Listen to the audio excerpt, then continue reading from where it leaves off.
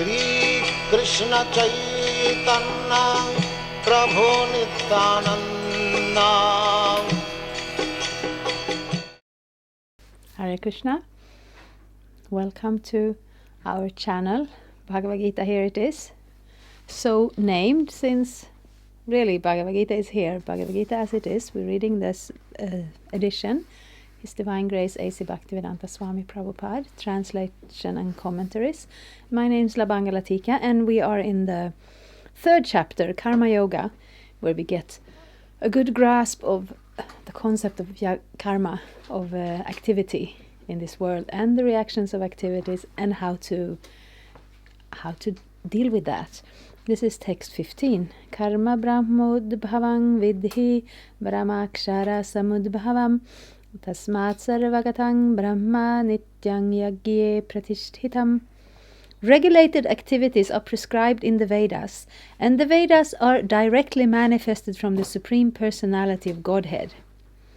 Consequently, the all-pervading transcendence is eternally situated in acts of sacrifice. Purport.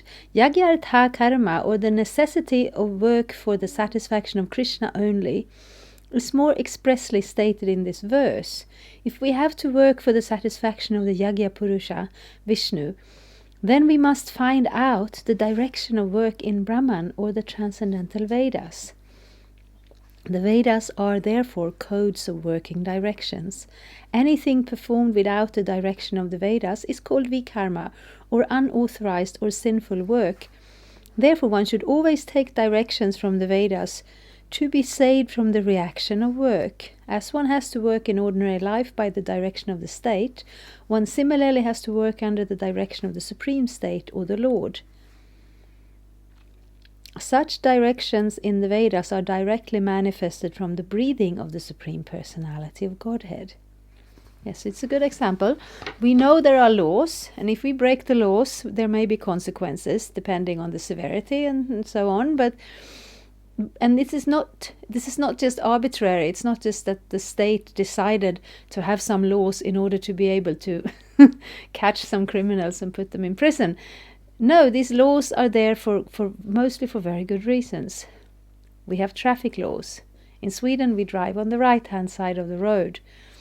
And if somebody would suddenly start to drive on the left-hand side of the road, he might get a fine, which would be bad for him individually, but that's not the main point. The main point is that if everybody else is driving on the right-hand side and somebody comes on the wrong side, that will cause so much disturbance. There will be all kinds of accidents and pain and suffering and destruction, which is not in anybody's interest. So therefore, when you want to drive a car, you first have to study the laws and you have to do some practice, so you have you know how to work the cars, so there will be no problems, and that's your responsibility as a driver of a car.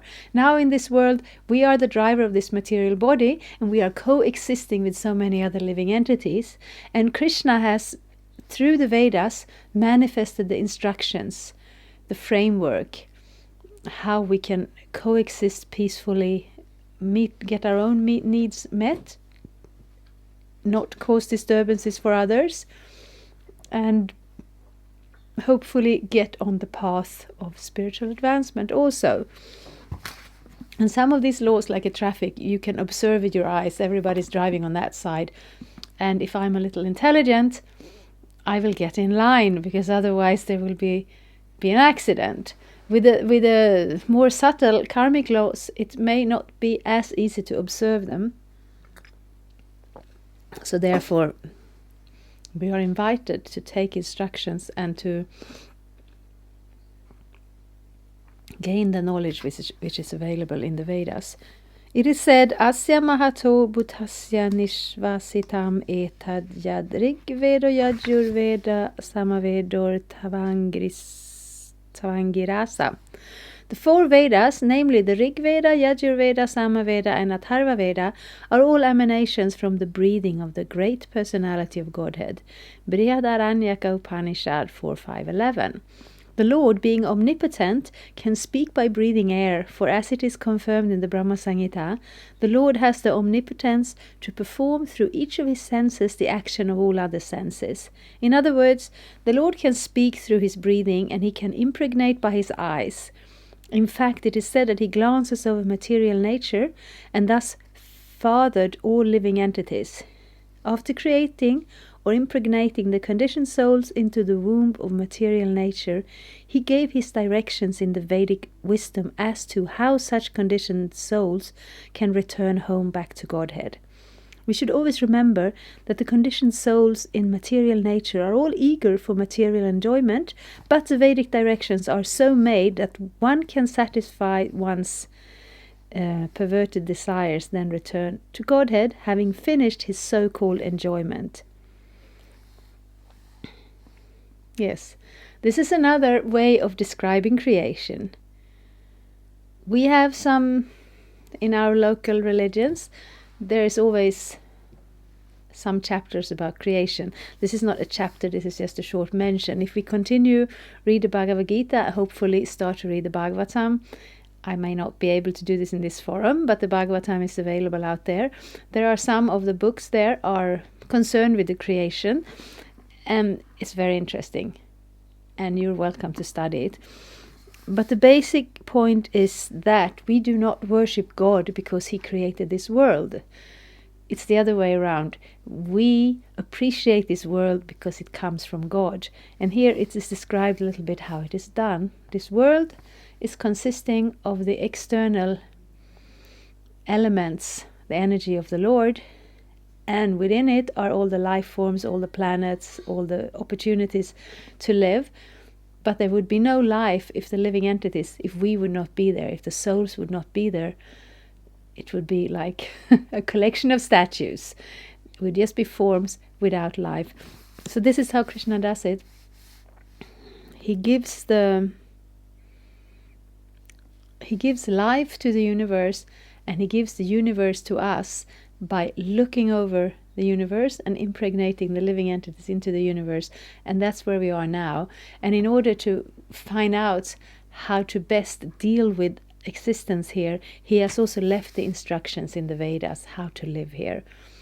And I know in our culture we are very far removed from that, and many of the, introduction of Vedic knowledge may seem a little bit foreign. We may not exactly see how they relate to us. Bhagavad-gita, though, is very practical, and it's a very good starting point. Here we see why we should be interested in Vedic knowledge. If we are eternal spirit soul, if we are situated in this world, if it all comes from Krishna, and he also has left instructions. It's just you buy a new machine, you buy a video camera or a computer or something. You don't just invent your own way of dealing with it. You might want to read the manual and find out. Of course, we don't use all the subtle little specific features of every machine, but some of the knowledge, it is there in the manual, and if we want to use it to the best advantage, we take advantage of that knowledge. Similarly, this material universe, this material body, it comes with the instructions in the Vedas from Krishna, from Vishnu, and it is a good idea to take advantage of it. But if we would want to study all of the Vedas, it would probably take a lifetime just to even collect it, to learn the Sanskrit, to get started. And even if we did get started, we might not be able to find the red, do you say that in English, the red thread? I mean the theme, how it's connected. So start with the Bhagavad-gita, start from the point of the spirit soul in connection with God, and how this universe is all the God's energy, and how we can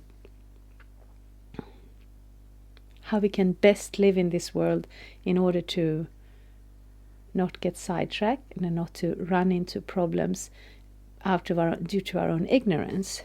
It is a chance for the conditioned souls to attain liberation. Therefore, the conditioned souls must try to follow the process of yagya by becoming Krishna conscious. Even those who have not followed the Vedic injunctions may adopt the principles of Krishna consciousness, and that will take the place of performance of Vedic yagyas or karmas. So that is our big advantage here. In this age of Kali Yuga, we may not be very qualified, and the Vedic knowledge may not be very widely distributed. The lifestyle that is based on the Vedas may not be very much available, but Krishna has given us this opportunity of simply taking up the Sankirtan Yagya, the meditation on the Lord's holy name, and following the principles of Bhagavad-gita, which is, the size of the Bhagavad-gita. This is manageable. We can all study it and learn it and put it to practice in this life. And therefore, we have that opportunity even if we don't have the full Vedic background. So, yes, this is very good reading. This is very good information. And I'm very inspired to go back to it and read it verse by verse in this forum, and I'm hoping you will find something worthwhile in this presentation. And if there are some questions or doubts, we have the field underneath the film where you can put some comments, and I will be happy to come back and try my best to answer them. Thank you very much. Hare Krishna. Thank you for watching. We aim for updates every Tuesday and Friday. Please come back. If you have any questions or comments, please leave them down there. We also have some links and information for you. And there is, of course, the subscribe button. Thank you. Hare Krishna. I'm a Hare Krishna, and I approve this message. Subscribe. Hare Krishna, Krishna Krishna, Hare Hare, Hare Rama, Rama Rama.